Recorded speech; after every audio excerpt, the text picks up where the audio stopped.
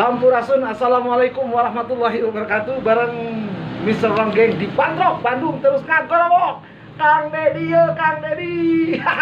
Hari ini saya di tukang cukur pengkolan. Bukan hanya tukang ojek pengkolan di sinetron, tapi ada tukang cukur pengkolan di Batu Rengat, kota Bandung, Cigonewah tempatnya. Hari ini saya ketemu sama Mang Hamzah. Gelap, hidup, tapi ada rezekinya. Nih.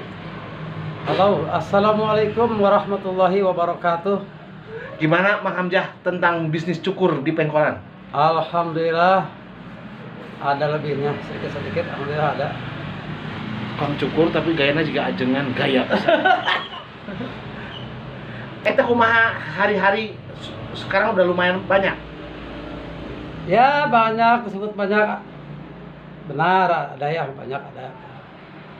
Cuman yang ya kebanyakan melamun gitu ya. Lemah ada edan ditanya aja dah melamun.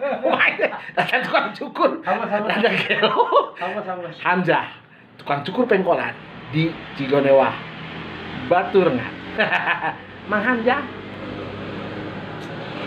Udah gitu aja. Pesannya gimana tentang ekonomi sekarang dengan adanya Kang Dedi sebagai bapak aing? Alhamdulillah makan ngeraya. Alhamdulillah makan ngeraya. Usaha ngeraya. Ya sekali ngeraya, alhamdulillah. Usaha ngereuyeun tapi teu nyaho hasil. Atuh kabeh ngereuyeun, masalah ge ngereuyeun we kabeh. Oh rahasia. Oh rahasia dapur. Tapi teu naon, eta mah orang Sunda keur usaha, keur ikhtiar, Kasablanka, kasab anu langka. Teh lesot teh ngereuyeun. Tah, ngereuyeun teh ya. Baik, mainak nyen ngereuy masalah kitu nya mah teu masalah, yang penting mah di Bandrok, Bandung terus ngagorok. Kang Dedi ya, Kang Dedi. Hamzah asupkeun barak. Jangan dong. Lagi usaha dengan Bandrok bersama Mr. Ronggeng. Cak, rampe.